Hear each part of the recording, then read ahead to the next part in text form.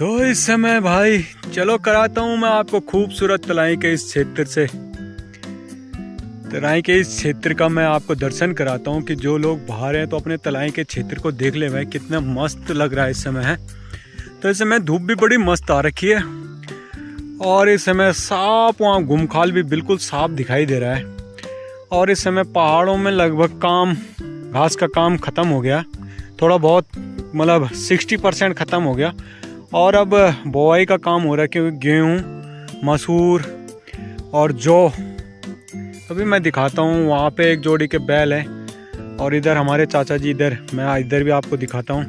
तो अब पहुँच चुका हूँ मैं इस समय खेत में, चाचा जी के खेत में। और ये देखो आजकल का समय अब खेती का हो गया, बैल भी अच्छे रखे हैं। तो एक समय चाचा जी के बहुत बड़े बड़े बैल थे और मैं भी उन्हीं बैलों से हल लगाता था, क्योंकि हमारे बैल नहीं है काफ़ी सालों से। अब मेरे पास ट्रैक्टर है, जैसे मैं आप लोगों को दिखाता रहता हूँ। तो चला बलदों की जोड़ी हाँ पुंगड़ियों। तो भाई आजकल और चाचा बह गई लास्ट। तो भाई डांग बिछिया हाँ। और ये है फरारी वाले बैल हैं, जैसे फरारी कार होती है ना भाई, तो ऐसे वे बैल हैं।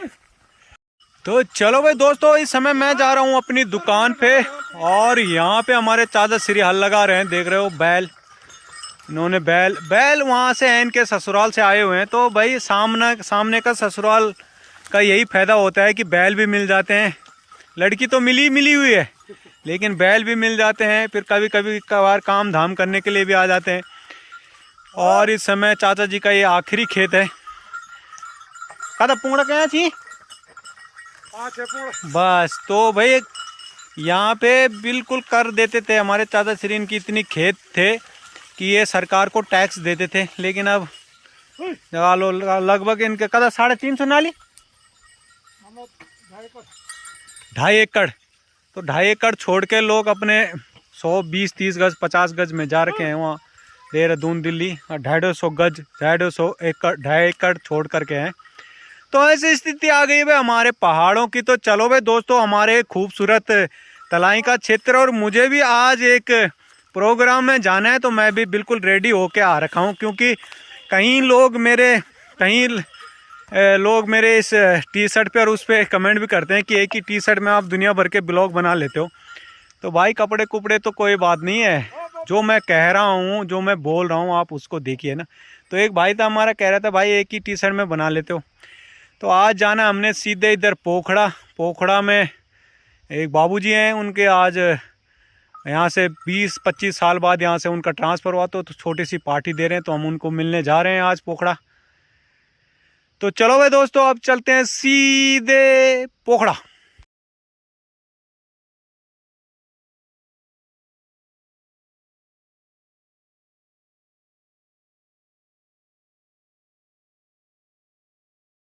डीएल आर्या जी, यहाँ पे रेंजर साहब बद्री केदार समिति के सदस्य माननीय पुष्कर जोशी जी, परम सम्मानित हमारे पोखड़ा ब्लॉक के ज्येष्ठ प्रमुख सर, और यहाँ पे डिप्टी साहब और हम इस रेंज के समस्त कर्मचारी। जैसा कि आप सभी लोगों को विदित है कि आज हम हमारे वन दरोगा डीएल आर्या जी के विदाई समारोह में सम्मिलित हुए हैं। इनका ट्रांसफ़र रुद्रप्रयाग डिवीज़न के खागरा रेंज में हुआ है। और इनके बारे में जब मैं यहाँ पे मेरी पोस्टिंग हुई थी, मैं यहाँ पे आया था 23-24 अप्रैल 2023 में। तो मेरे लिए बड़ी नई जगह थी, क्योंकि मैंने ज़्यादातर नौकरी प्लेन्स में की है, तराई में की है। लेकिन जब मेरे यहाँ पे पोस्टिंग हुई, जब मैं यहाँ पे आया, तो मेरा चार्ज भी जो हुआ वो बहुत जल्दी में चार्ज हुआ है। मतलब नॉर्मली ऐसा होता है कि किसी रेंजर का चार्ज 10-15 दिन में होता है, लेकिन मैंने डिवीज़न में ज्वाइन किया और उसी दिन मेरा चार्ज हो गया। तो जब मैं यहाँ आया तो मैं डीपो साहब से ये बात कर रहा था कि सर चार्ज नोट बना पाएंगे इतने जल्दी कि नहीं बना पाएंगे, क्योंकि रेंज का चार्ज नोट बहुत बड़ा होता है। तो जब मैं यहाँ पे आया तो इन्होंने 1-2 घंटे में ही मेरा चार्ज नोट बना के मुझे चार्ज दे दिया। ठीक है, तो ये इनकी काबिलियत है कि इतने बड़े चार्ज नोट को भी, जो कम से कम 15-20 पेज का होता है, जिसको आदमी 2-3-4 दिन लगाता है बनाने में, कोई भी आरसी हो, कोई भी काम करता है, वो उन्होंने मात्र 1-2 घंटे में ही चार्ज नोट बना दिया। तो मैं जब से यहाँ पे आया हूँ, मुझे यहाँ पे 1.5-2 साल हो गए हैं, 2 साल समथिंग हो गया है। 2 साल में आज तक कभी ऐसा नहीं रहा होगा कि मुझे ऐसा फील हुआ होगा कि मैं मतलब किसी भी कार्य क्षेत्र में अकेला हूँ। कि आज भी जब ये यहाँ पे थे तभी भी, और आज भी जब यहाँ से चले भी गए हैं, अगर मुझे कहीं पर ज़रूरत पड़ती है, कहीं पर मुझे कुछ चीज़ पूछना होता है, देखो सब कुछ तो हमें भी नहीं आता है और सब कुछ किसी भी इंसान को नहीं आता है, ठीक है। लेकिन इनकी ईमानदारी कहें या इनका वो कहें, इनका कार्य के प्रति जो इनका समर्पण है वो ऐसा है कि ये आप सोचोगे कि ये यहाँ से चले गए हैं, लेकिन जब ये यहाँ पे आए परसों 3-4 दिन के लिए, तो 3-4 दिन इन्होंने यही काम किया, जबकि यहाँ से जा चुके हैं, लेकिन इन्होंने इसी रेंज के लिए काम किया। मैंने कहा आप ये भी बना लो, वो भी बना लो, ये भी बता दो, वो भी बता दो। यहाँ तक जब भी अभी भी हमें कुछ दिक्कत होती है तो हम कॉल करते हैं कि नहीं आर्या जी।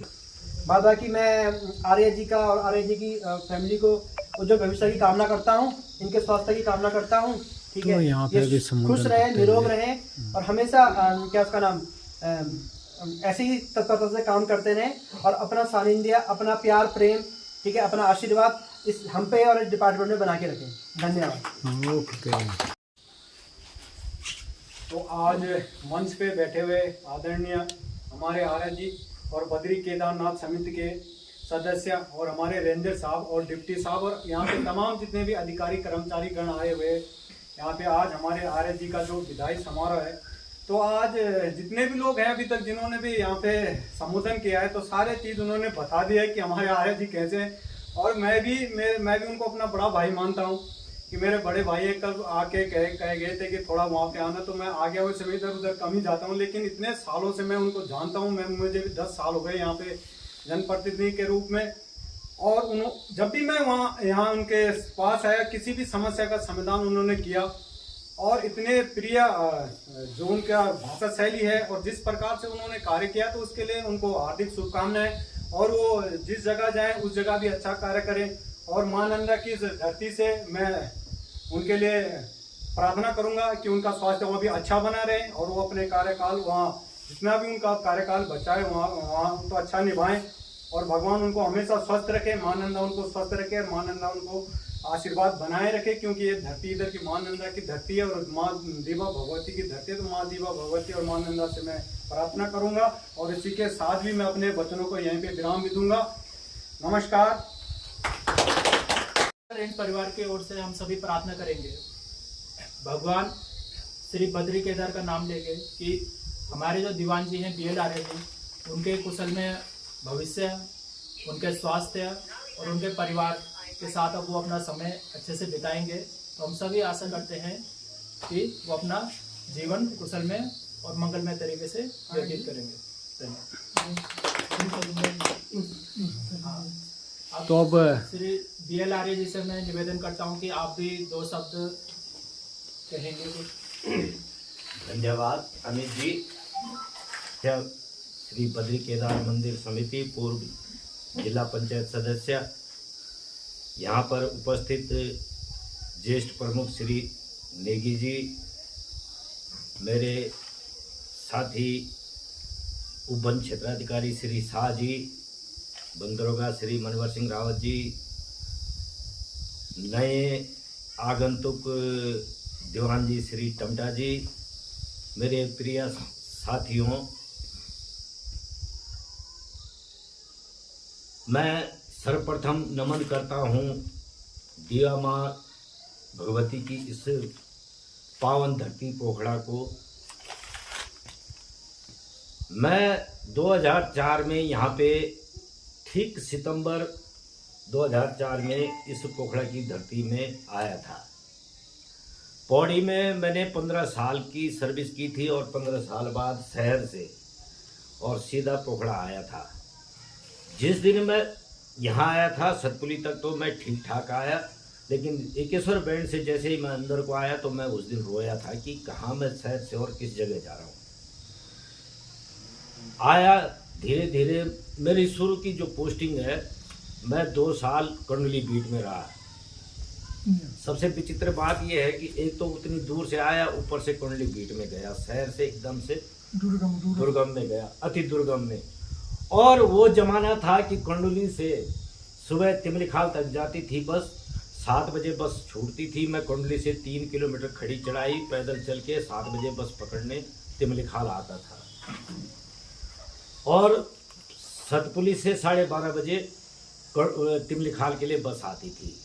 बहुत दुर्गम परिस्थितियां देखी हैं मैंने, रोडें भी बहुत सकरी थी, लेकिन मैंने एक मन बना दिया था। देखो साथियों, मैं आप सब लोगों को एक बात बता दूं, नौकरी का मतलब नौकर हैं हम, किसके? जनता के, सरकार के।